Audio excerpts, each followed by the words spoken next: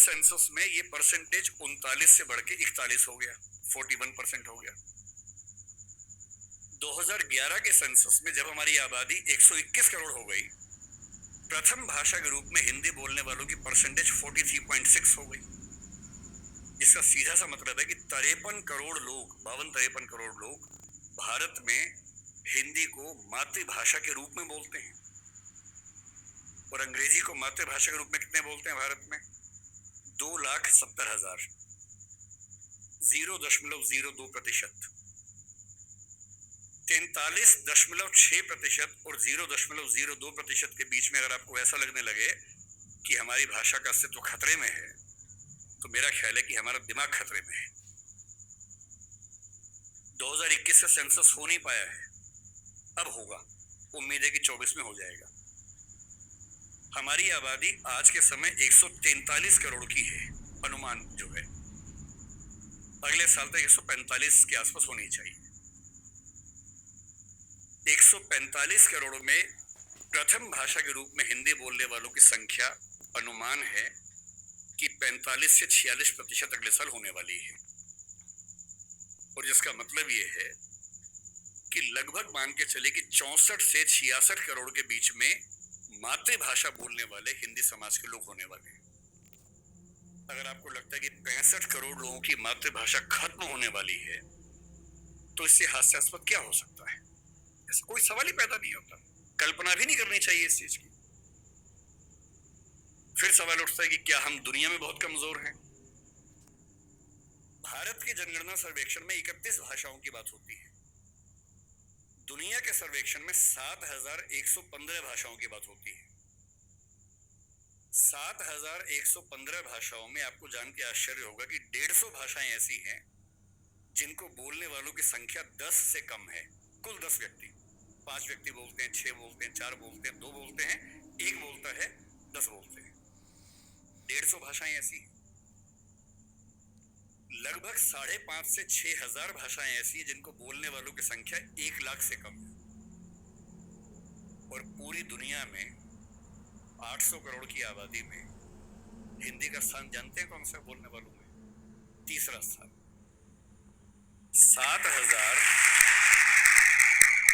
7,115 भाषाओं में जो भाषा तीसरे नंबर पे है, उसके बोलने वाले परेशान है कि हम खत्म होने वाले हैं। आप उनका हाल सोचिए जो 10 से कम पे चल रहे हैं, जो 1 लाख से कम पे चल रहे हैं, 10 लाख से कम पे चल रहे हैं।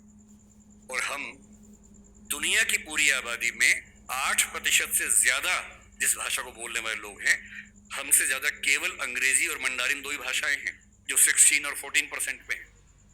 और हम नंबर 3-8% पे हैं। ना फ्रेंच हमसे आगे, ना स्पेनिश हमसे आगे है। और जितनी भाषाओं का नाम आप जानते हैं वो सब हमसे कोसों पीछे हैं। इसलिए बोलचाल की भाषा, सांस्कृतिक भाषा, सामाजिक भाषा के तौर पर हिंदी पर न खतरा है, न खतरा आने की संभावना है। इसको मन से एकदम निकाल दीजिए, दूर दूर तक निकाल दीजिए। दूसरी बात है कि क्या हम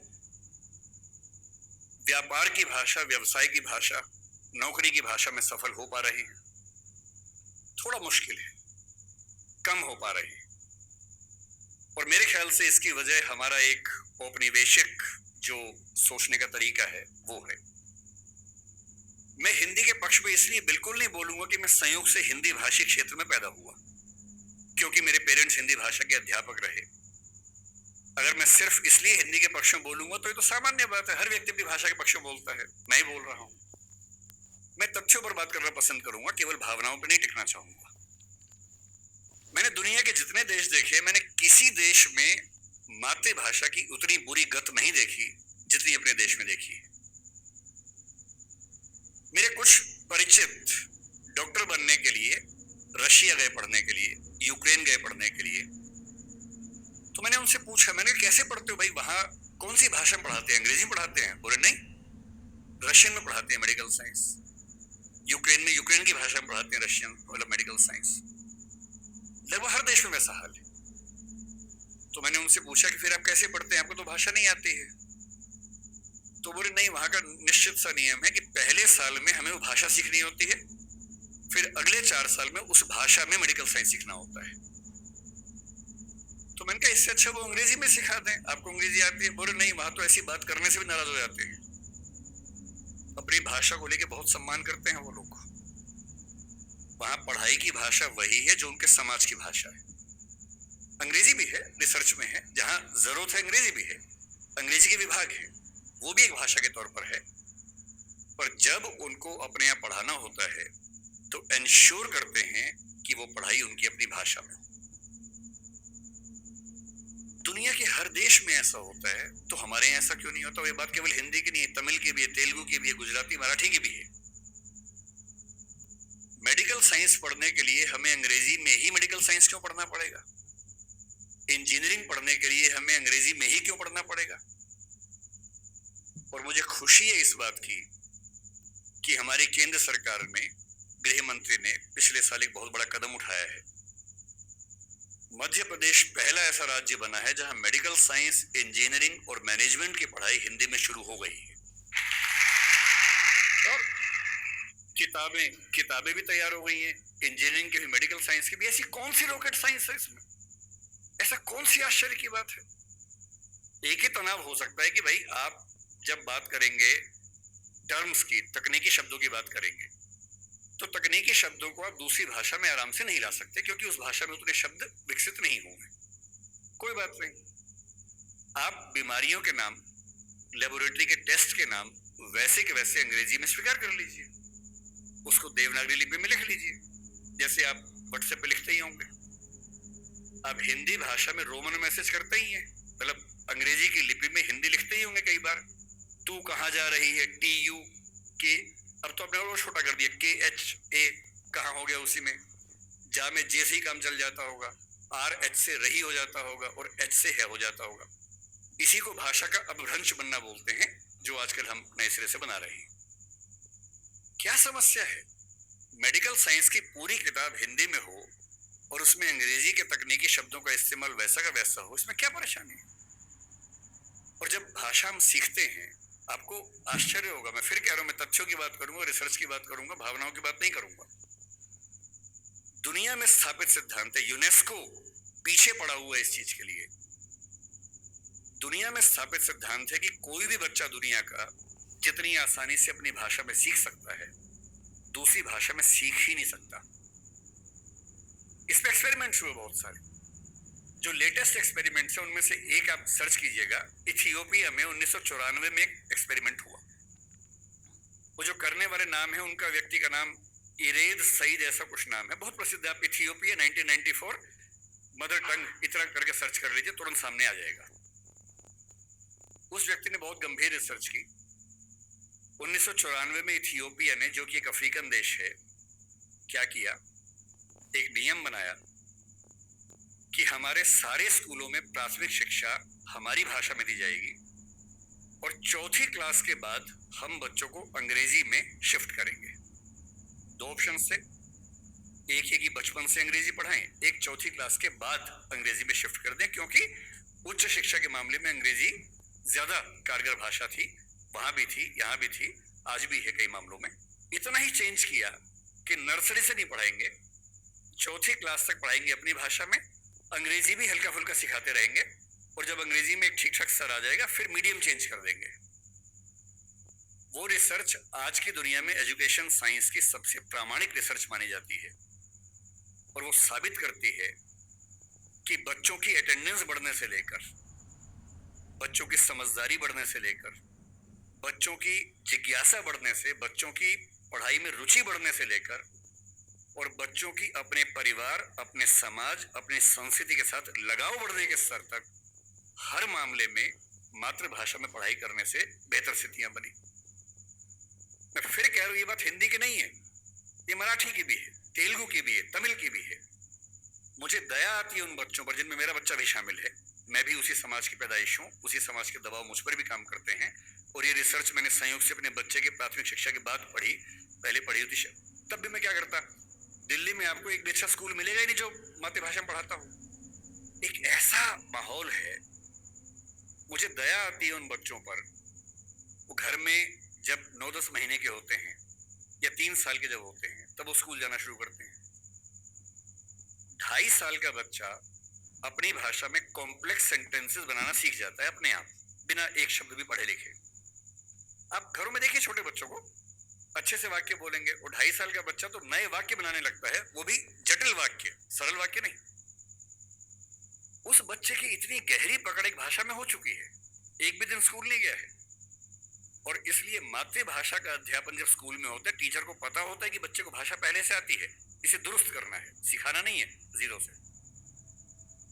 और वो बच्चा बड़े अच्छे मूड से स्कूल गया, उसे मम्मी को टाटा किया, स्कूल जाके पता लगा टाटा नहीं बोलना, बाय बोलना है। उसकी दुनिया खिसक जाती है उसके पैर के नीचे से। वहां उसे पता लगता है कि भिंडी नहीं है, ये लेडी फिंगर है। तुम जो लाए हो आलू नहीं है, पोटैटो है। रोटी नहीं है, ब्रेड है। ठीक है, ब्रेड तो वो होती है नहीं, वो सब ब्रेड्स होती है। समोसा है ही नहीं इंग्लिश में, उसको पता लगा कि होता ही नहीं है तो। और वो बेचारा एक अजीब सी कश्मकश में है। उसे अपनी भाषा में सीखना था कि जीरो क्या होता है, संख्या क्या होती है, एक क्या होता है। उसे अपनी भाषा में सीखना था कि सरकार क्या होती है, दुनिया क्या होती है, चलती कैसे है। उसे सीखना पड़ रहा है कि पहले ये समझो कि दुनिया नहीं वर्ल्ड होता है। अब उसकी आधी से ज्यादा ऊर्जा वर्ल्ड पे अटकी हुई है, और बाकी बची खुची ऊर्जा से वो समझ रहा है कि वर्ल्ड होता क्या है। उसकी आधी ऊर्जा लगी नंबर शब्द याद करने में, ना कि ये समझने में कि संख्या क्या होती है, नंबर क्या होता है। एक अजीब सी साजिश दुनिया भर में चल रही है कि दुनिया के हर बच्चे को उसकी मातृभाषा से बचपन में ही वंचित कर दो। उसे एक ऐसी भाषा में सिखाओ जहां उसके लिए वो भाषा सीखना अपने आप में चैलेंज हो। और इसलिए आप देखेंगे कि अगर ज्ञान की दुनिया में दुनिया भर की भाषाओं के आम आदमी शिरकत नहीं कर पा रहे हैं, गलती से भी ये मत सोचिएगा कि दिमाग वाले लोग बहुत कम होते हैं और वही आगे बढ़ते हैं। दिमाग वाले अधिकांश लोगों को बचपन में ही खत्म कर देने की साजिश दुनिया भर में चल रही है। और जो अपनी भाषा में पढ़ ही नहीं पाएगा, वो कैसे आगे बढ़ेगा, कैसे सीखेगा। मैंने 10वीं क्लास तक हिंदी माध्यम से पढ़ाई की है, उसके बाद अंग्रेजी सीखी है, ठीक से सीखी है। अंग्रेजी मुझे कहीं कोई समस्या नहीं आती है, इसमें क्या कोई परेशानी है। मैं आज भी अपनी भाषा में गीत सुनने में ज्यादा खुश होता हूँ। मुझे फिल्म देखनी मैं हिंदी में पसंद करता हूँ, नाटक देखना हो हिंदी पसंद करता हूँ, मजाक करना हो हिंदी में पसंद करता हूँ, पढ़ना हो कोई ऐसा विषय जो हिंदी में नहीं है तो इंग्लिश में पढ़ता हूँ, इसमें क्या परेशानी है। लेकिन मुझे कोई बचपन से ही मजबूर करे कि मुझे दूसरी भाषा में, संयोग से अंग्रेजी है, फ्रेंच भी हो सकती थी, पुर्तगाली भी हो सकती थी, जो जीत जाता उसकी भाषा ढो रहे होते। ज्ञान विज्ञान की दुनिया में मेरा निजी विश्वास है इस वर्चस्व को तोड़ना बहुत जरूरी है। हम हिंदी में हजारों शब्द क्रिएट नहीं कर पाएंगे 2 दिन में, सही बात है, मुश्किल है। और हमें इतना शुद्धतावादी या प्यूरिटन होने की जरूरत नहीं है कि हम सारे शब्द अपने ही गढ़ेंगे। हम तो इंटरनेट को अंतर्जाल ही बोलेंगे, हम कंप्यूटर को संगणक ही बोलेंगे, तो आप अकेले ही बोलते रहेंगे, कोई पूछेगा नहीं आपको। जो शब्द अंग्रेजी के प्रसिद्ध हो गए उनको मान लीजिए। जापानी भाषा का शब्द है रिक्शा, अब रोज रिक्शा में घूमते हैं। कभी आपने कहा कि रिक्शा को मैं नरयान बोलूंगा? कई लोग बोलते हैं नरयान, कि मनुष्य द्वारा चलने वाला एक विमान या वाहन। क्या बकवास है। अरे जो शब्द जिस भाषा से आया, प्रसिद्ध हो गया, अपना लीजिए उस शब्द को। और उसके बाद भाषा में असली समस्या शब्द नहीं होती है। भाषा विज्ञान में एक होता है जिसको मॉर्फोलॉजी कहते हैं, एक सिमेंटोलॉजी होता है, लेकिन जो सबसे महत्वपूर्ण स्ट्रक्चर है सिंटेक्स है। सिंटेक्स का मतलब है वाक्य का निर्माण कैसे होता है, शब्दों का क्रम कैसे तय होता है। किसी नई भाषा को सीखने में सबसे बड़ी मुश्किल आती है सिंटेक्स सीखने में। आप हिंदी भाषा के सिंटेक्स में अंग्रेजी के शब्दों को शामिल कर लेंगे, रत्ती भर समस्या नहीं आएगी। और इसलिए जिसको हम कहते हैं कि अंग्रेजी माध्यम है और हिंदी माध्यम है, कहने की बातें हैं। मैं अंग्रेजी माध्यम में बच्चों को खूब पढ़ाता हूँ, 8-8 घंटे दिन में पढ़ाता हूँ। और वहां भी देखता हूँ कि जैसे कोई मुश्किल कंसेप्ट आता है, जब तक अंग्रेजी में पढ़ाने के बाद हिंदी में भी ना समझा दूं, उनके चेहरे पर 12 बजे रहते हैं। क्योंकि वो हिंदी भाषी समाज के, बचपन से लगातार हिंदी बोलने समझने वाले और अंग्रेजी माध्यम लेके एक ज्ञान की भाषा के तौर पर अंग्रेजी पढ़ने वाले व्यक्ति हैं। हंसी मजाक हिंदी में हो तो ठहाके मार के हंसते हैं, इंग्लिश में हो एक आध हंसता है, बाकी इसलिए हंसते हैं कि हंसने की बात थी तो हम भी हंस लेते हैं। नहीं बात बनती। मन की भाषा, आत्मा की भाषा अलग भाषा होती है, ज्ञान की भाषा अलग भाषा होती है, इसमें कहां कोई दिक्कत है। और इसलिए मैं आपसे कहना चाहता हूं कि ज्ञान विज्ञान की भाषा के तौर पर, व्यवसाय की भाषा के तौर पर जबरदस्ती एक वर्चस्व का दौर चल रहा है जो खत्म होना चाहिए। मुझे खुशी है कि हमारी वर्तमान सरकार इस मामले में, मैं किसी राजनीतिक दल से ताल्लुक नहीं रखता हूं, मुझे ना सरकार का समर्थक माना जाए ना विरोधी माना जाए, क्योंकि मैं सच में दूरी बना के रखता हूं, बहुत दूर बना के रखता हूं। मैं मुद्दों पर तारीफ करता हूं, मुद्दों पर आलोचना करता हूं। भाषा के मामले में वर्तमान सरकार बेहतर काम कर रही है, ये सही बात है। कई स्तरों पर हमने देखा है। मेडिकल साइंस मध्य प्रदेश से शुरू हुआ, एक ही साल में एमपी में, यूपी में, उत्तराखंड में शुरू भी हो गया। और मैं कई साल से सोचता था कि मेडिकल साइंस में ऐसा क्या है जो हिंदी में नहीं पढ़ सकते। और सोचिए, डॉक्टर बनने के बाद करना क्या आपको? आपको डॉक्टर बन के आम आदमी का इलाज करना है। भारत के आम आदमी की हालत क्या है? डॉक्टर के पास जाता है, उसको एक वाक्य समझ में नहीं आता है। डॉक्टर 4 लाइन इंग्लिश के बोलता है, कुछ मुश्किल शब्द बोलता है, तो वो मान लेता है कि ज्ञानी आदमी है, ठीक बोल रहा होगा। उसे अपनी हेल्थ के बारे में एक वाक्य ठीक से समझ में नहीं आता है। किसी विकसित देश में चले जाइए, डॉक्टर की जिम्मेदारी होती है कि जब तक मरीज सारी बातों को ठीक से न समझ ले तब तक इलाज शुरू नहीं कर सकता है। हमारे देश में भाषा का अंतर ऐसा है कि मरीज अपनी बीमारी को ठीक से कभी समझ ही नहीं पाता है।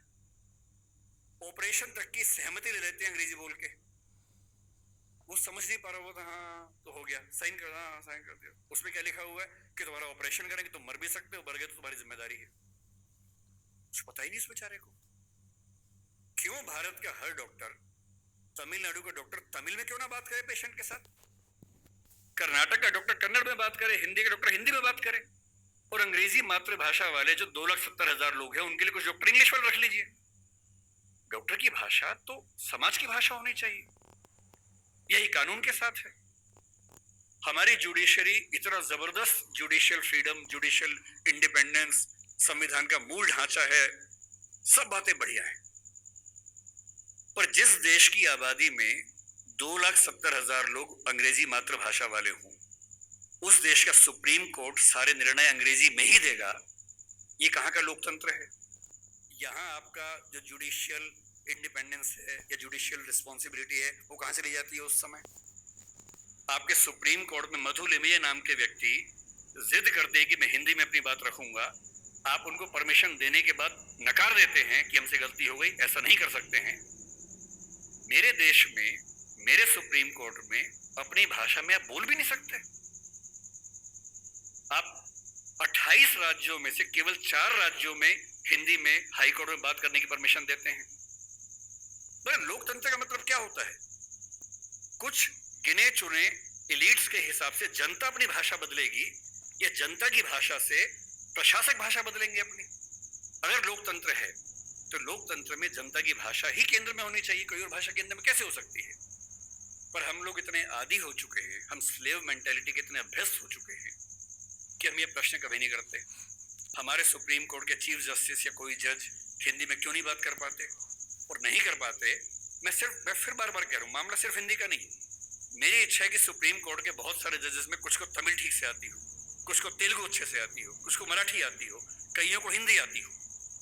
और बेंच का फैसला करते हुए ये भी एक पॉइंट ध्यान में रखा जाए कि मामला कहां का है, और उस मामले में ऐसे जज को प्राथमिकता मिले जो उस भाषा को जानता हो, ताकि केस मेरा है, मुझे हिंदी आती है, मेरा वकील अंग्रेजी में कुछ कुछ बोला, जज ने कुछ कुछ बोला, फैसला हो गया, मुझे पता ही नहीं कि क्या हुआ, और इतने में पुलिस आगे मुझे ले गई और मैं परेशान हूं कि हुआ क्या। मेरे मामले के किसी प्रसंग में मेरी भूमिका ही नहीं है, क्योंकि सारी प्रक्रिया दो ऐसे व्यक्तियों के बीच में चल रही है जिनके पास एक भाषा है जो मेरी भाषा नहीं है, जबकि मामला मेरा है, और कहने को लोकतंत्र है। ये लोकतंत्र नहीं है, ये भाषा के स्तर पर तानाशाही है, बुरी चीज है। और मैं जब भी ये बात कहता हूं, बार बार कहता हूं, ज्ञान की भाषा के तौर पर अंग्रेजी का सम्मान करना जरूरी है, क्योंकि रिसर्च आप उसके बिना नहीं कर पाएंगे। बहुत मामलों में सीखने की जरूरत है, उससे भी, जापानीज से भी, फ्रेंच से भी, सबसे सीखने की जरूरत है। लेकिन आपके देश के सुप्रीम कोर्ट में, हाई कोर्ट में आपकी भाषा बात ना होती हो, ये बुरी बात नहीं है, शर्मिंदगी की बात है। हमें एक समाज के तौर पर शर्म आनी चाहिए ये उससे कम बात नहीं है। इसलिए जब कोई मुझसे कहते कि राजभाषा के तौर पर आपकी क्या कल्पना है, 14 सितंबर का दिन आज है, हम आज के दिन ये सेमिनार क्यों कर रहे हैं? 14 सितंबर 1949 को शाम को 6 बजे एक फैसला हुआ था। एक अजीब सी अफवाह लोगों ने उड़ा रखी है। कहते हैं कि 14 सितंबर को मतदान हुआ कि भारत की राजभाषा कौन सी होनी चाहिए, हिंदी या अंग्रेजी। वोटिंग हुई, आधे वोट हिंदी के पक्ष में उठे, आधे अंग्रेजी के पक्ष में उठे, एकदम बराबर हो गया। कई लोग संख्या बोलते हैं 77 हो गया। और तब स्पीकर ने, डॉक्टर राजेंद्र प्रसाद ने अपना कास्टिंग वोट दिया, क्योंकि उनके पास अधिकार है कि वोट डाल सकते हैं लास्ट में, अगर बराबर हो जाए तो, हिंदी के पक्ष में दिया और इससे हिंदी भारत की राजभाषा हो गई। इससे बड़ा कोई झूठ नहीं है। ऐसा कुछ नहीं हुआ था संविधान सभा में, सफेद झूठ है। 12 सितंबर को शाम 4 बजे इस मुद्दे पर बहस शुरू हुई। संविधान सभा की डिबेट्स पढ़ के देखिए, 180 पेज की डिबेट है राजभाषा की, 180 पेज, 1-2 पेज का मामला नहीं है। संविधान सभा के वॉल्यूम 9 में ध्यान से पढ़िए, पेज नंबर लगभग 1130 से 1390 के आसपास का मामला है। 180 पेज की डिबेट है, उसमें खूब मुद्दे हैं, छोटी मोटी वोटिंग हो रही है के मामलों में। संविधान सभा का बेसिक उसूल था कि अंतिम रूप से वोटिंग नहीं करेंगे, सहमति से काम करेंगे। वोटिंग बीच बीच में होती रही।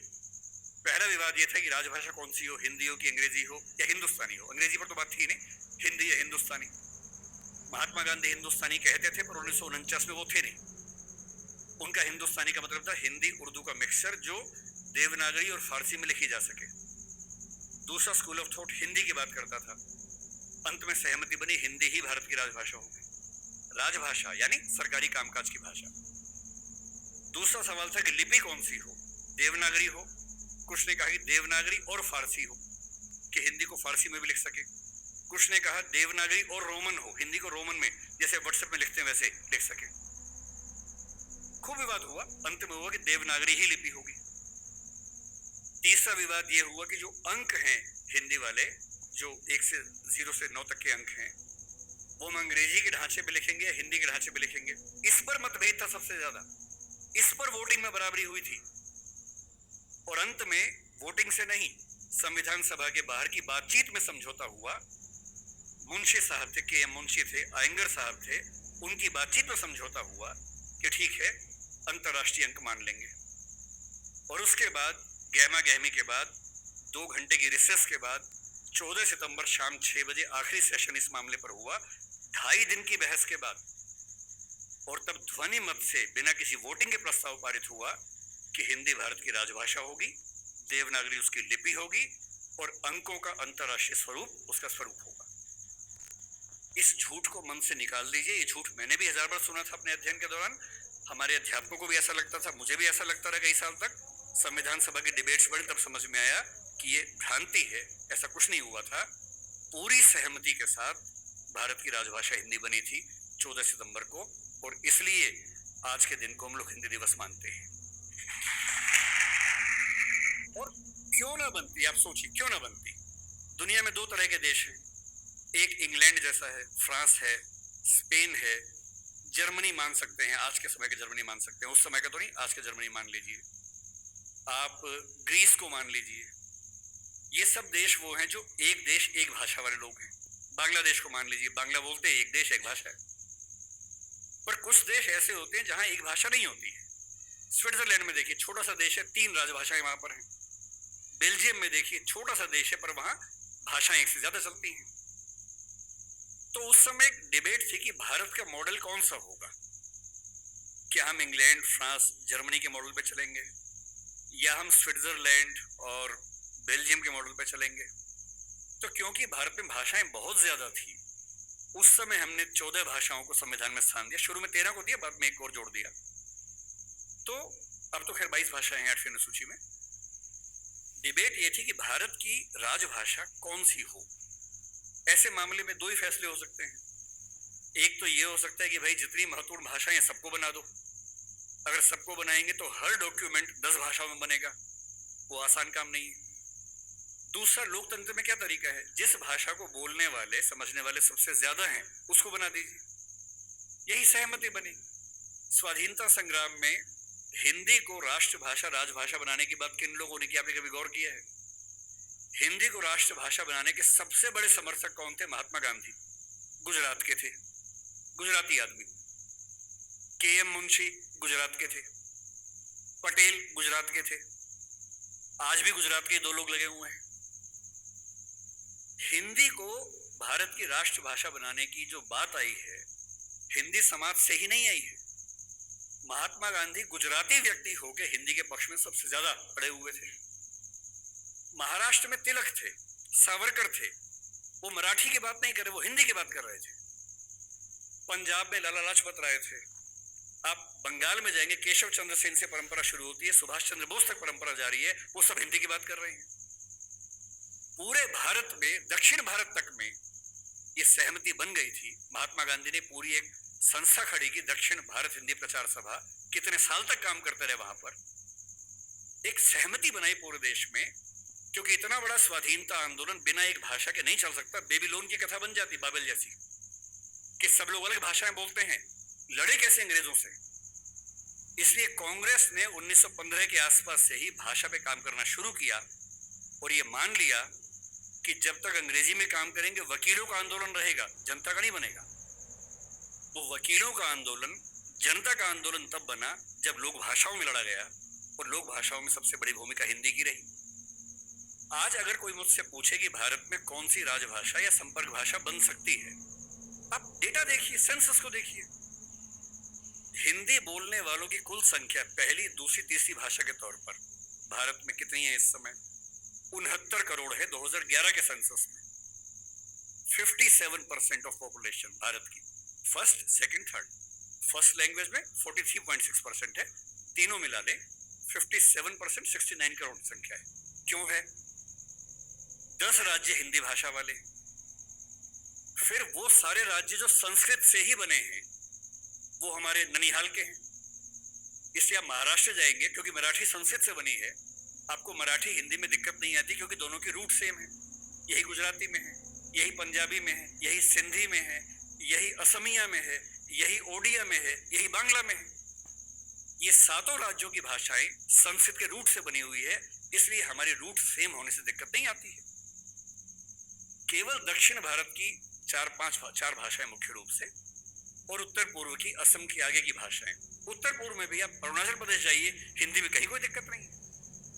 अरुणाचल प्रदेश में बड़ा आश्चर्य की बात है कि हिंदी सब बोलते हैं। अंडमान निकोबार जाइए, हिंदी सब बोलते हैं, वहां पर कहीं कोई समस्या नहीं। हैदराबाद में हैदराबादी हिंदी चलती है। मुंबई मराठी क्षेत्र होकर हिंदी का गढ़ बना हुआ है।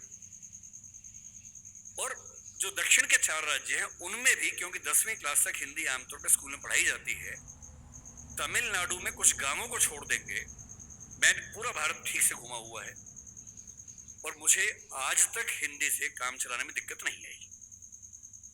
69 करोड़ की आबादी, 121 करोड़ में से आज 145 करोड़ हैं। ये संख्या मिनिमम आप मान के चलिए कि 75 करोड़ के आसपास होने वाली, 80 करोड़ होने वाली है। इस 69 करोड़, अगर मैं 2011 की बात मान लूं, तो तुलना में कौन है? नंबर 2 पर कौन आता है? बांग्ला। हिंदी में कितना है? 57% है। बांग्ला में कितना है? 9% है। आप किसे बनाएंगे राजभाषा भारत की? संपर्क भाषा किसे बनाएंगे? 57% के बाद सीधा 9% है। नंबर 3 पे मराठी आती है, अभी आ गई है। पहले नंबर 3 पे तेलुगु थी, अब मराठी आ गई है। कितना है? 8.7% है। नंबर 4 पर तेलुगु है, 8% के आसपास है। यानी एक भाषा बोलने वाले 57% हैं, नंबर 2 वाले 9, 8.7, 8, 6, 4, 3। क्या लोकतांत्रिक तरीके से कोई कंपटीशन बनता है किसी तरह का? और संपर्क भाषा संविधान लिखे या ना लिखे, संविधान में लिखा भी नहीं है। संविधान में कहीं नहीं लिखा कि भारत की संपर्क भाषा कौन सी है, ना लिखा है भारत की राष्ट्रभाषा कौन सी है, केवल लिखे भारत की राजभाषा कौन सी है। 14 सितंबर को हुआ था, उस समय आर्टिकल 301 था, लेकिन जब संविधान फाइनल हुआ तो आर्टिकल 343 से 351 तक का हिस्सा, जो अंतिम प्रारूप संविधान का बना, उसमें राजभाषा का है। भाग 17 है, जो प्रारूप में भाग 14 था। इसलिए हमें डरने की जरूरत नहीं है। हम स्वाभाविक तौर पर भारत के भाषा के डेमोग्राफी के नक्शे में सबसे बुलंद आवाज हैं, तो हमारी आवाज की पहचान होनी चाहिए। हमें खौफ किस बात का होना चाहिए? क्यों मिरांडा बनने की जरूरत है भाई? अपने दोस्त में रहिए, आत्मविश्वास से भर के रहिए। और इसलिए आप भारत में कहीं चले जाइए, भारत का हर ऑटो वाला, टैक्सी वाला अपनी भाषा और काम चलाऊ हिंदी जानता है, क्योंकि उसको पता है कि भारत में काम करने के लिए बहुत मुफीद है, सहज है कि हिंदी आ गई तो अब सबसे काम चला लेते हैं और इसी हिंदी संपर्क भाषा बनती है। राष्ट्रभाषा की पदवी संविधान में नहीं है, हमें उसकी ऐसी जिद नहीं करनी चाहिए, क्योंकि हम पर एक आरोप है, हमें उससे बचना चाहिए। हमें भाषा का सम्मान करना है, दूसरी भाषाओं का अपमान नहीं करना है। हमें भाषा के लिए संघर्ष उस तरह से नहीं करना कि सबको काट देंगे, मार देंगे। हमें ये नहीं कहना कि अंग्रेजी खत्म करो, तेलुगु खत्म करो, तमिल खत्म करो, नहीं, सबके साथ रहना है। जैसे संसदीय व्यवस्था में प्रधानमंत्री सारे मंत्रियों के बराबर, किंतु उनसे एक पायदान ऊपर होता है, क्योंकि वो डिवीजन करता है। ठीक वैसे भारत की सारी भाषाएं राष्ट्रीय भाषाएं, तमिल भी राष्ट्रभाषा है भाई, तेलुगु है, मराठी है, कन्नड़ है, असमिया है, सब राष्ट्रभाषाएं हैं। इन सब में सबसे ज्यादा हमारी भाषा बोली जाती है, तो सिंबॉलिकली हम थोड़े ज्यादा राष्ट्रभाषा है, क्योंकि पूरा राष्ट्र हमें समझ पाता है। पर जिस